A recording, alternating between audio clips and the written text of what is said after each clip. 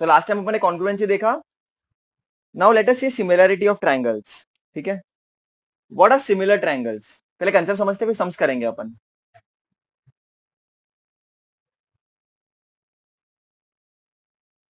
Last time मैं तुमको बताया था ना, congruent triangles and similar triangles. Congruent triangles क्या होता है? जो ट्रायंगल्स शेप एंड साइज में सेम होता है. सिमिलर ट्रायंगल्स मतलब क्या होता है? Let us try to understand with an example. ये ट्रायंगल है, ये ट्रायंगल है. इनका शेप सेम है लेकिन साइज सेम नहीं है.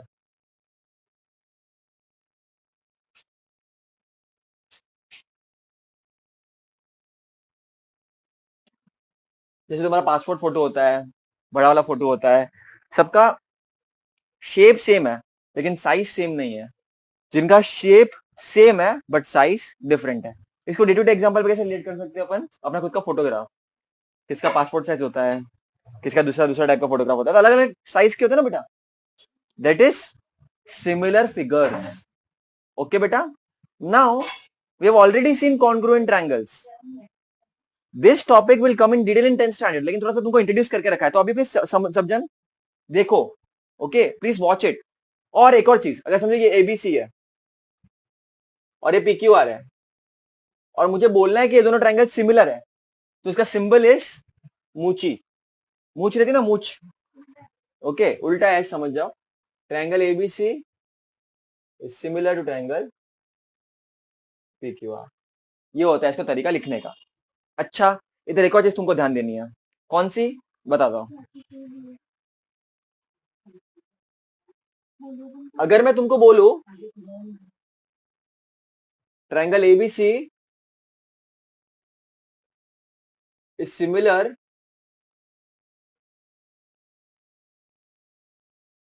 टू ट्रायंगल पीक्यूआर, अगर मैं ये बोलू, तो I can say two things over here. देखो, पहले तो ये समझते हैं. जब मैं कॉन्ग्रुएंट बोलता हूँ किसी भी चीज को, by whatever test, ASA test, SSS test, hypotenuse side test, whatever, when I say things are congruent, what happens is AB is congruent to PQ, BC is congruent to QR, and AC is congruent to PR. पहला दो, second third, पहला तीसरा. Also, angle A is congruent to angle P, angle B is congruent to angle Q, and angle C is congruent to angle R. मैंने तुमको बहुत अच्छी तरह से बता के रखा है कि इसको देखने का ध्यान से. 1-to-1 correspondence, this is very important. 1-to-1 correspondence is very important. Okay. अब देखो बेटा, इसका रीजन क्या आएगा? Corresponding sides of congruent triangles. इसका क्या रीजन आएगा? Corresponding angles of congruent triangles. तो ये चीज अपने सीख के रखी अच्छी तरह से. मैं तुमको अपने बहुत सारे एग्जांपल देखे इसमें, तो तुम्हारा रट्टा जैसा ही हो गया होगा. लेकिन व्हेन आई से सिमिलर, थिंग्स आर डिफरेंट. अगर मैं बोलूं कि तुम्हारा ट्रायंगल पंकज, ध्यान दो बेटा, is similar to triangle PQR. अगर मैं तुमको ये बोलूं, अगर मैं तुमको ये बोल दूं, तो यहां पर एक डिफरेंस है बेटा. अच्छा, पहले सेम क्या मैं बता देता हूं. सेम एंगल्स के लिए होगा. जब भी सिमिलर ट्रायंगल्स होते हैं, एंगल में कोई डिफरेंस नहीं है. ये वाला ट्रायंगल लो या ये वाला ट्रायंगल लो, ये अगर 80 है, ये 40 है, और ये 60 है, तो ये भी 80 होगा, 40 होगा, 60 होगा. एंगल में कोई डिफरेंस नहीं आएगा, खाली साइड्स में डिफरेंट आएगा. अब क्या डिफरेंस आएगा? Let me explain. तो एंगल तो सेम ही होगा. Angle A will be congruent to angle P,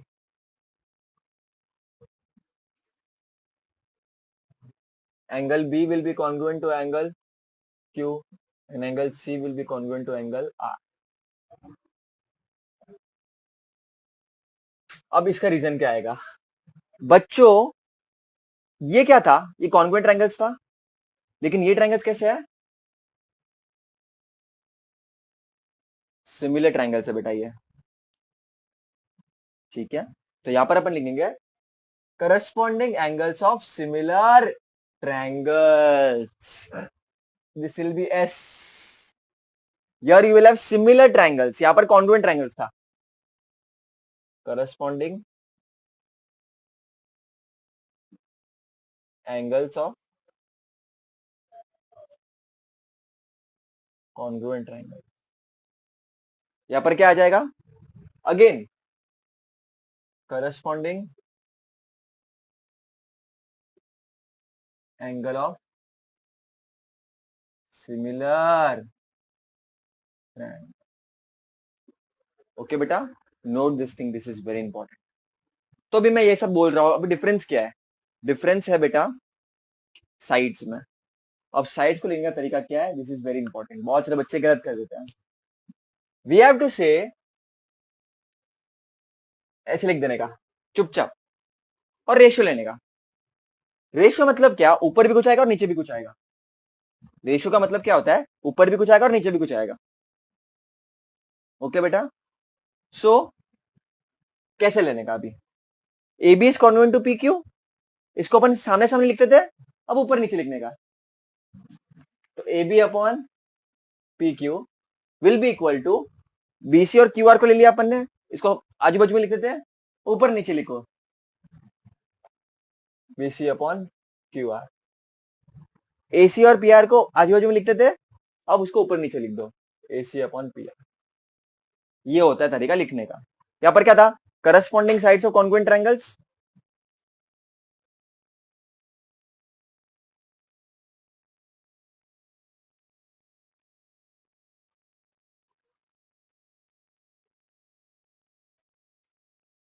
यहां पर क्या हो जाएगा, यहां पर ट्रायंगल्स में से सिमिलर है ना, तो तुम लिखोगे C S S P, corresponding sides of similar triangles.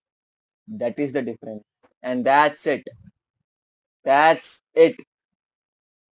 Difference क्या हो गया दोनों में, यहां पर सब कॉन्ग्रुएंट है सिस्टमैटिक तरीके से, यहां पर भी सिचुएशन कुछ वैसी ही है। यहां पर एंगल जिस हिसाब से जैसे इधर था, एंगल वैसे ही आएगा, लेकिन यहां पर रेशियो आएगा साइड्स का, दैट इज द डिफरेंस। और ये तुम 10th में डिटेल में पढ़ोगे एकदम। ओके, एक्सरसाइज 3.5 का क्वेश्चन नंबर 1 देखो। Triangle X Y Z is similar to triangle L M N. तुमको बोला है write the corresponding angles of two triangles and write the ratios of corresponding sides. तो ये तो गिवन है तुमको। अब दोनों ट्रायंगल सिमिलर है, कॉन्ग्रुएंट नहीं है। कॉन्ग्रुएंट होते तो कैसे लिखते तुम, X Y congruent to L M, simple होता। लेकिन यहाँ पर क्या बोला है कि ये दोनों सिमिलर है, therefore X Y upon L M will be equal to Y Z upon M N and will be equal to X Z upon L M. Reason क्या आएगा, corresponding sides of similar triangles. Okay, also angle x will be congruent to angle L, angle y is congruent to angle M, angle z is congruent to angle N. रीजन क्या आएगा, corresponding side corresponding angles of similar triangles.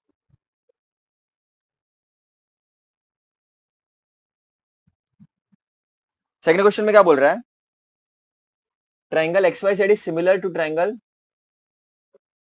P Q R, और तुमको कुछ देके रखा है, तुमको बोला कि एक्स वाई कुछ है, इन्फॉर्मेशन इज गिवन। तो पहले तो तुम सिंपल एक काम करने का, गिवन लिख देने का, फिर लिखने का therefore X Y upon P Q will be equal to Y Z upon Q R and that will be equal to X Z upon P are.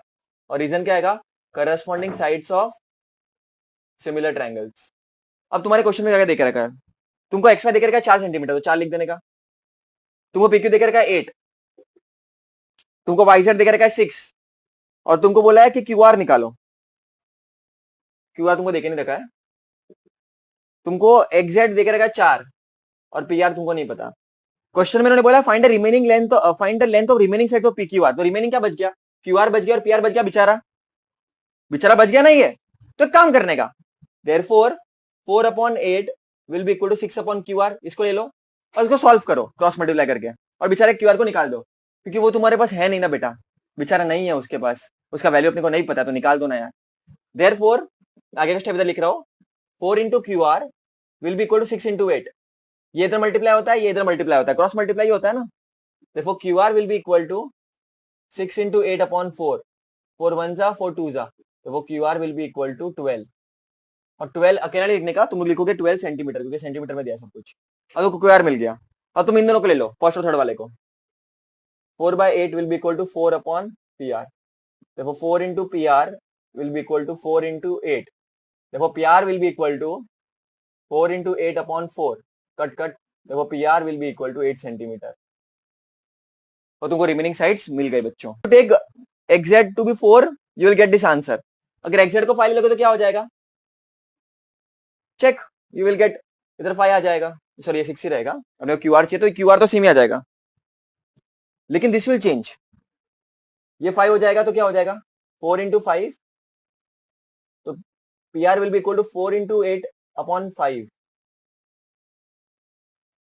Wait, कमोशन नहीं करते, सच्चा सिस्टमेटिक करते हैं। चलो देयरफॉर तुमको क्या चाहिए अब, ये चाहिए, तो 4 upon 8 is equal to 5 upon P are.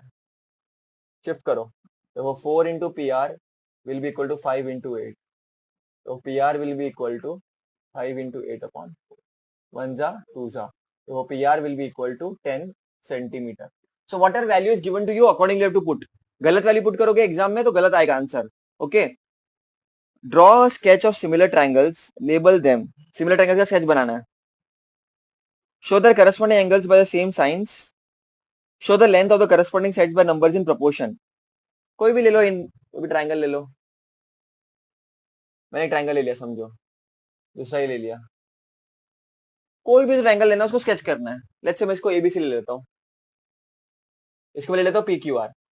अब तुम सोच रहे होंगे अगर कोई ट्रायंगल को सिमिलर बताना है तो उसका एंगल्स कॉन्वेंट होने चाहिए, तो काम करो, debugging debugging, dot dot cross cross, तो एंगल तो उनके सेम आ गए। तो तुम क्या बोल सकते हो, angle A is congruent to angle P, angle B is congruent to angle Q, and angle C is congruent to angle R, corresponding angles of congruent similar triangles. अब साइड का तुम क्या करोगे, रेशियो से माना चाहिए, इसको 6 ले लो, इसको 3 ले लो, इसको 12 ले लो, इसको 6 ले लो, इसको 10 ले लो, इसको 5 ले लो। अब तुम अगर A B upon P Q ले लोगे तो तुमको 2 मिलेगा, बीसी अपॉन क्यू आर ले लोगे तो 12 अपॉन 6 2 मिल जाएगा, और एसी अपॉन पी आर ले लोगे तो 10 अपॉन 5 2 मिल जाएगा। तो तुम क्या बोल सकते हो, A B upon P Q will be equal to BC upon Q R and that will be equal to AC upon P R. Reason क्या आएगा, corresponding sides of similar triangle, CSCT। हो गया, तुमने क्या किया है पर एक फिगर कंसिडर किया तुम्हारे हिसाब से।